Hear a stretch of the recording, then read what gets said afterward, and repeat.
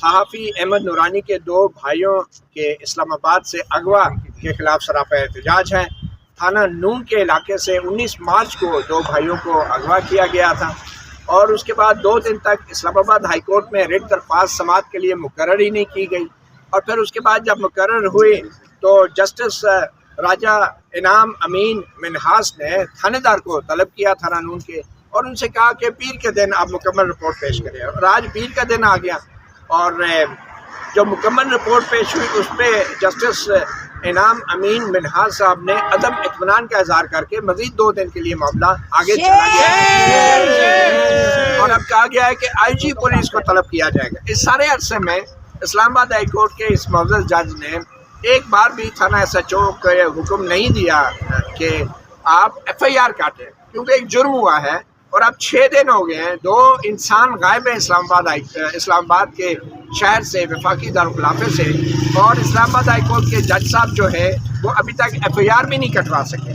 اور یہ بھی ریمارکس دیے گئے کہ ایف آئی آر کٹوانے کے لیے تو نیچے جو 22A کی درخواست ہوتی ہے ماتحت عدلیہ میں، وہاں پہ جانے کی آپشن بھی موجود ہے۔ یہ پہلے کبھی نہیں ہوا، آپ نے سنیں گے، ابھی بہت سے مقررین بھی اس حوالے سے بات کریں گے، مگر سب سے پہلے تو میں چاہوں گا کہ جو والدہ ہیں احمد نورانی کے، ان 2 بھائیوں کی والدہ ہیں، ان کے کچھ جذبات کو ہم جاننے کی کوشش کریں۔ جی، آج دوسری بار آپ اسلام آباد ہائی کورٹ میں پیش ہوئی ہیں، تو آپ کو کیا امید یا کیا تاثر ملا ہے کہ ہائی کورٹ سے؟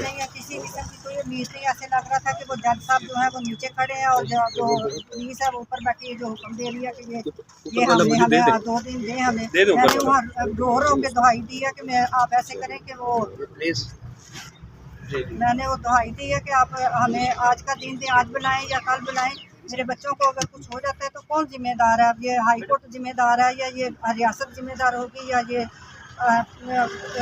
گنڈے جو لے کے گئے ہیں درندے یہ ہوں گے؟ لیکن وہ انہوں نے کوئی آگے سے جواب نہیں دیا۔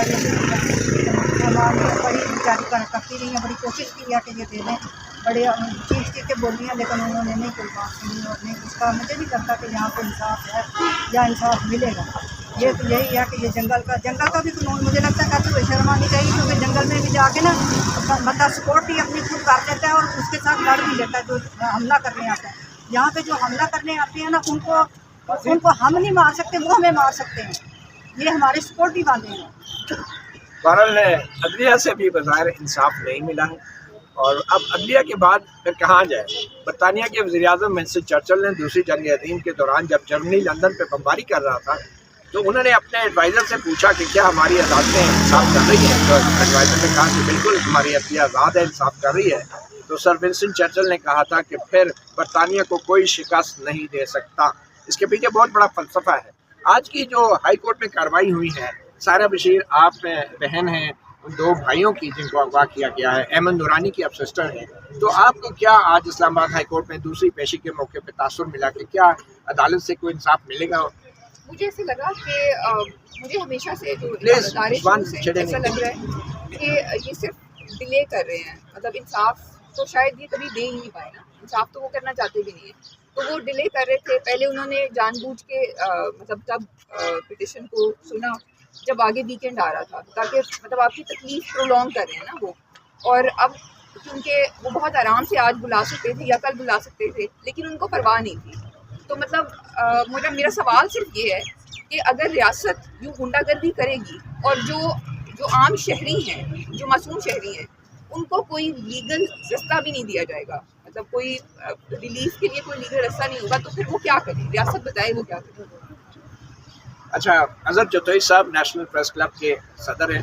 اظہر جتوئی صاحب، یہ صحافیوں کو تو نشانہ بنانے کی روایات تو تھی اور بڑی غلط روایات تھی، مگر اب بات صحافیوں کے اہل خانہ تک پہنچ گئی ہے، ان کی سٹوریز کے اوپر، کیا یہ کون سے معاشرے میں ایسا ہوتا ہے؟ اور پھر ہم پوری دنیا کو دعوت دے رہے ہیں کہ پاکستان میں آئیں، سرمایہ کاری کریں، یہاں پہ امن ہے، قانون ہے اور بول بالا ہے انصاف کا۔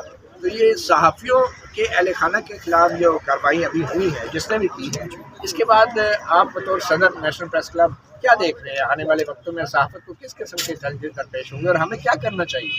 دیکھیے، صحافت کا تو پہلے سے پہلا مطلب یہ ہے اس کے خلاف ہر روز ہم سڑکوں پر بھی ہوتے ہیں.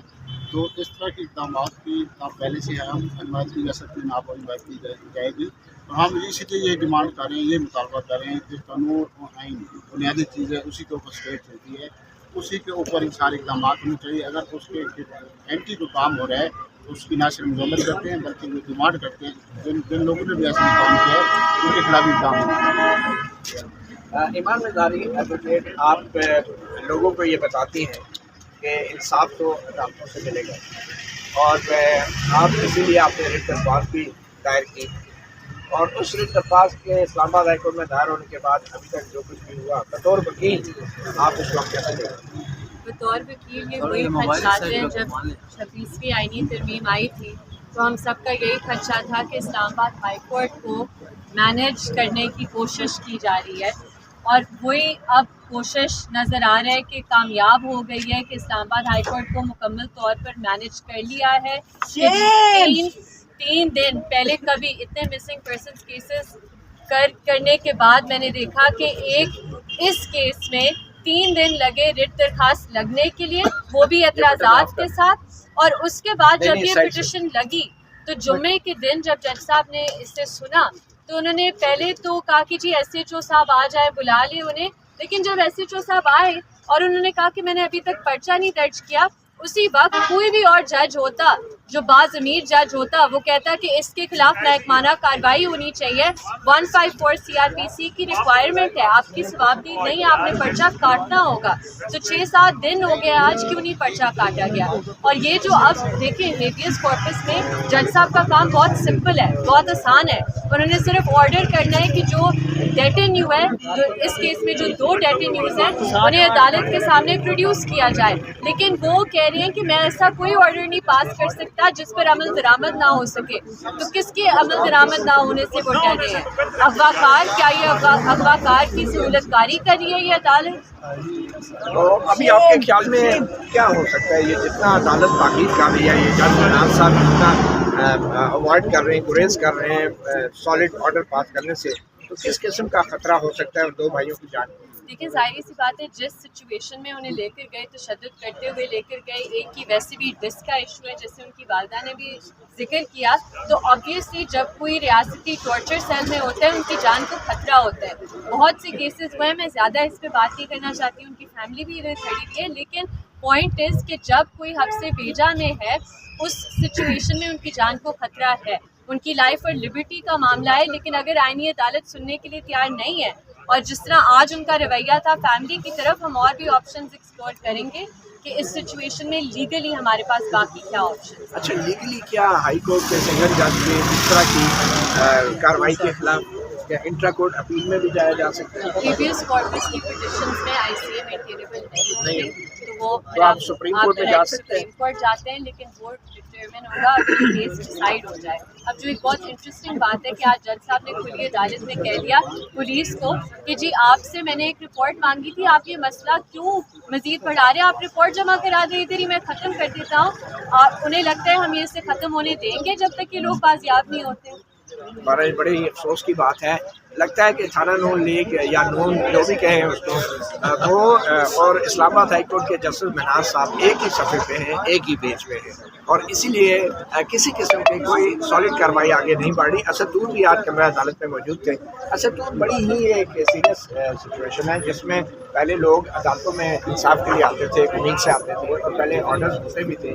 اور پہلے تو وزیر اعظم شہباز شریف صاحب بھی اس عدالت میں طلب ہوئے اسلام آباد ہائی کورٹ میں، نگران وزیر اعظم عمران اللہ کاکڑ بھی طلب ہوئے، وہ پیش بھی ہوئے. اب صورتحال یہ ہو گئی ہے کہ SHO کو طلب کرنا تو درکنار. اب IO جو ہے وہ کہہ رہا ہے کہ میں رپورٹ بنا رہا ہوں، اس کی رپورٹ پہ عدم اطمینان ہوتا ہے اور اس کے خلاف کوئی آرڈر نہیں ہوتا، اور ابھی تک FIR بھی نہیں کاٹنے کا آرڈر دیا گیا.